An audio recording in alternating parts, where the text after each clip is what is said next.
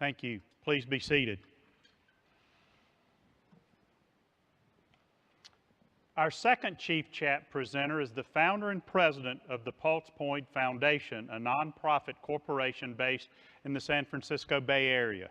The foundation provides a suite of mobile apps designed to support public safety agencies working to improve cardiac arrest survival rates. Richard Price retired as the fire chief for the San Ramon Valley Fire Protection District in 2012 after a distinguished 33-year fire service career. Please welcome Chief Richard Price.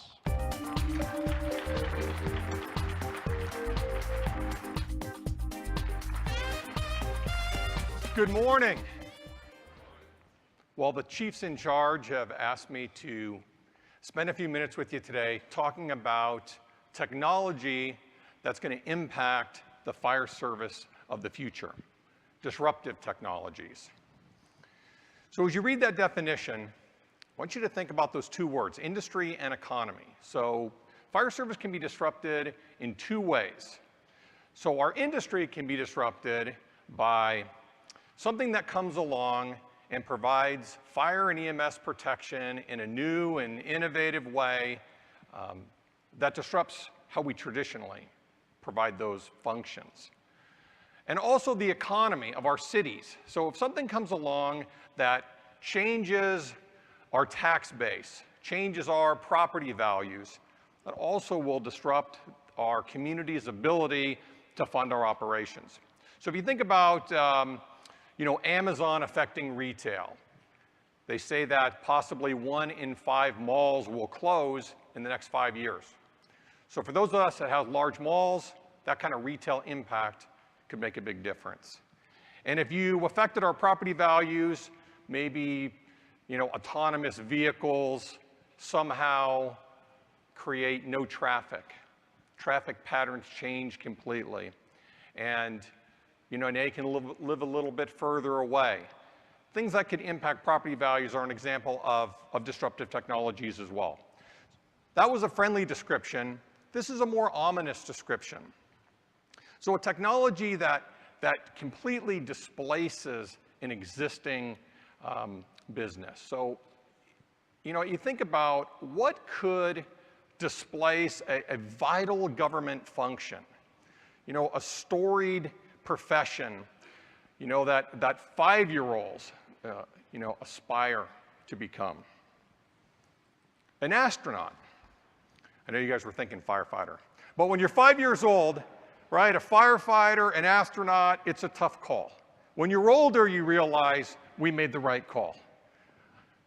This is Launch Pad 39A in Cape Canaveral. It was built for the Apollo program, and it was later modified for the shuttle. But this picture is from 2011. Atlantis sitting there ready to launch. 2011 was the last year that the shuttle operated. This is what it looks like today. It's got a SpaceX rocket on it. That's a Falcon 9.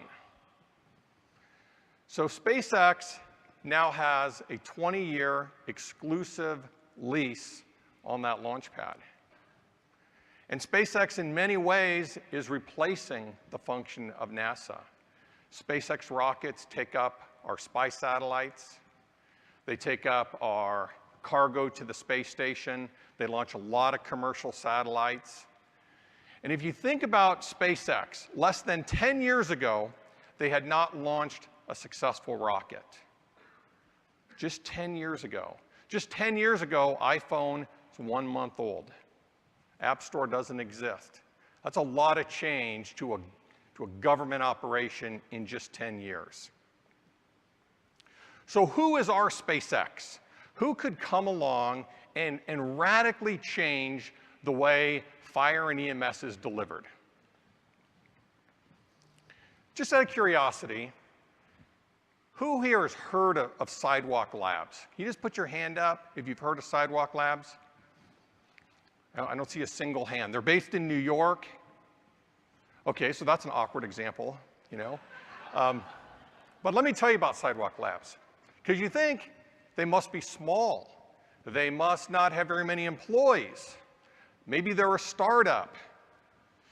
But actually, Sidewalk Labs is Alphabet's innovation organization, urban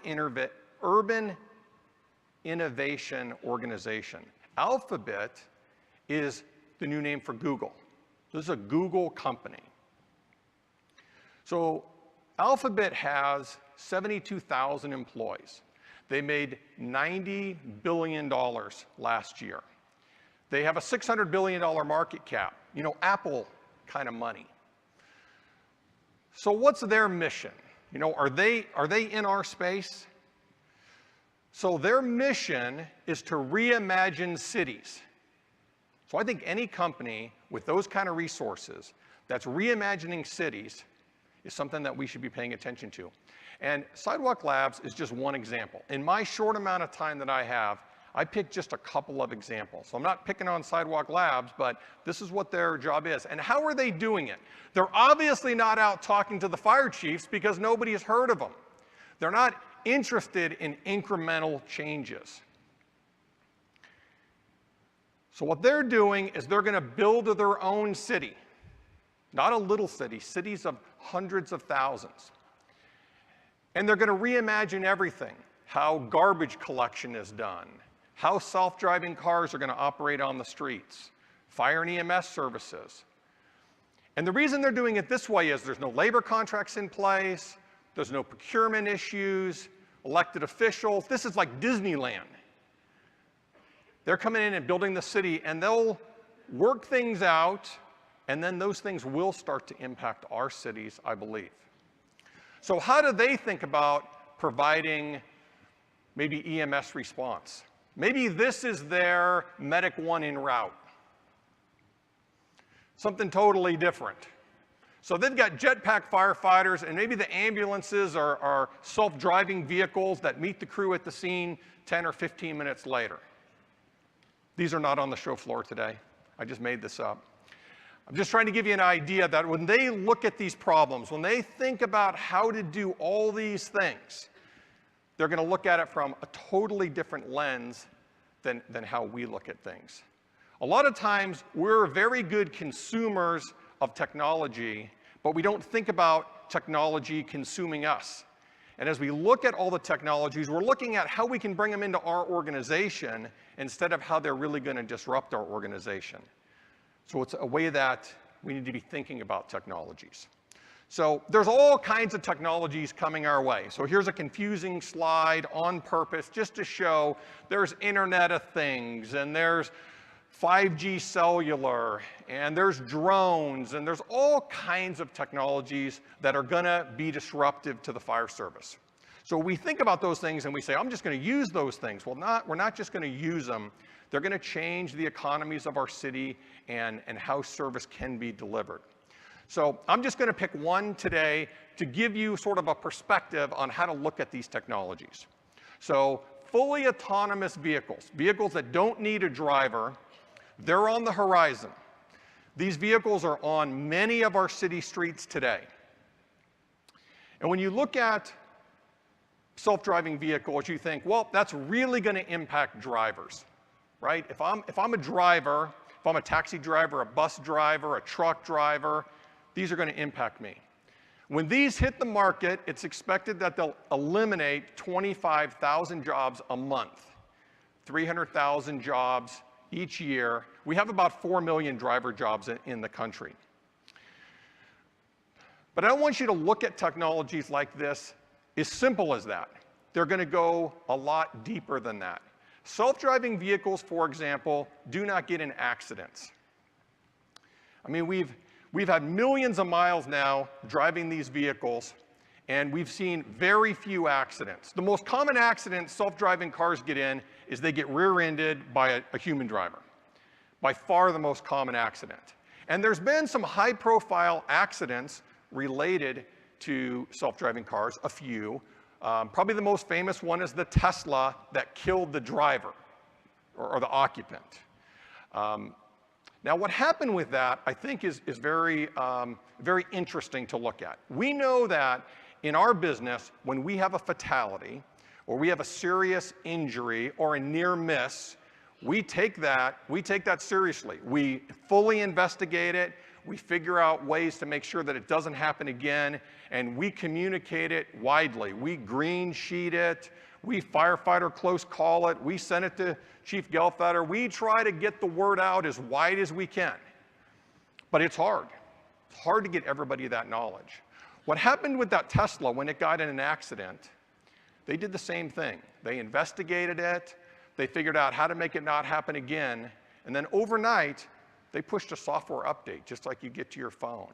And every car knew how to avoid that accident going forward. When those cars are on the road, they're talking to each other. They hit a big pothole, they note it, they tell the other cars, avoid lane 3 at this location. That kind of machine learning where every car from now on knows how to avoid that accident. Think about that from the fire service, what we would have to do. If we could tell every firefighter overnight every lesson that we learned. Some New York firefighter has an experience on an incident tonight and says, oh, I got to make sure I don't do that again. And every firefighter in California knows that situation and is going to avoid it. And not just today's firefighters, every future firefighter, like every future car, is going to have that kind of intelligence. And because the cars have that kind of machine learning, human drivers are not going to be able to be on the road with these vehicles. Ultimately, driving a car is not going to be allowed. You're not going to be able to be on the road with these vehicles. You're just going to gum up the works. You're going to be like a horse and buggy on the Bay Bridge. You'll get arrested. These cars go fast. They're very close together. They communicate with each other in very sophisticated ways, and it's really going to change driving in very big ways. So let's look at some of the other impacts that this is going to have beyond just what we talked about. So parking. Self-driving cars are probably not going to need to park. You're probably not going to need to own one. You don't take the bus to work because you're a mile from the bus station, and then you got to stop 12 times on the way, and then the bus doesn't stop in front of your office. But if a self-driving car just picked you up at your house, took you to work, you could work on the way, you probably would take one. You're not going to need to own one. There'll just be a fleet of them. They'll pick you up. They'll drop you off. They'll always be available. And it'll be extremely convenient. So if that happens, cars are not going to need to park. And if cars don't need to park, there's no parking violation revenue. Washington, D.C. last year had $600 million in parking tickets, not to mention parking revenue. Parking meters will be like telephone booths. It's an example of an economic impact. So here's a traffic officer. Self-driving vehicles don't make illegal U-turns. They don't speed. They don't drink and drive. You can text and drive. I mean, you don't text and drive, but you can text now because you're not going to be driving. This job of a traffic officer will not be needed. These officers will be redeployed, but there's a lot of revenue from those tickets that go to courts and jails and other things in our counties. Another economic impact. You won't have automobile insurance. There'll be no need for it because you're not driving. This industry won't exist. And it's white collar too. If you're an orthopedic surgeon, if you're a physical therapist, if you're an x-ray technician, there are more than 6 million accidents every year today. If those go away, that's a good thing, but there's an awful lot of jobs that are tied to automobile accidents. So an awful lot of technologies coming our way, and I think we have to think about not all the different things the vehicles were just one example, and it has its disruptions. But each of these technologies that are coming, each have their own unique disruptions. So this was John Oliver on HBO talking about the 911 system. It was a pretty critical critique of 911. I think it's important for us to remember that 911 is crowdsourced. We're in the station, we're available for response, but people have to call 911. If there are better alternatives to 911, people can take out an app, and they take out apps, they order Ubers, they order food, they shop. People are used to using apps. If there's a different number to call that gives them better service, cheaper service, faster service, we're just crowdsourced. So we have to be competitive, and I think that this video has warning signs in it for us. It has millions of views. Most of you have already seen it, but I think it's a warning sign. I think organizations need to do a few things. One is have greater awareness of how these technologies can impact us. Look at technology as ways to help the organization, but ways that it can threaten the organization as well. We all know that being proactive is better than being reactive. Definitely the case here. IBM, Big Blue, has had 21 consecutive declining revenue quarters. And what happened with them is they were slow to react to changes in the industry, cloud computing versus on-premise systems. And when they finally realized that they needed to be doing something slightly different, it was too late. They had major competitors in Amazon and Google and Microsoft. So we have to be proactive. And last, we have to innovate. We have to innovate in our organizations. I think that in the fire service, we love our jobs. We love what we're doing. We really don't want to change. I think that's one of the things that makes change hard in the fire service. But we don't innovate at our own peril. Thank you for your time today. If you have strong feelings on any of this, if you've been disrupted in any way, I'd love to hear your thoughts. I'm going to try to be in the IAFC pavilion for the next couple of days. I'd love to see you. Enjoy the show. Thanks for your time today. Thanks very much. Thank you.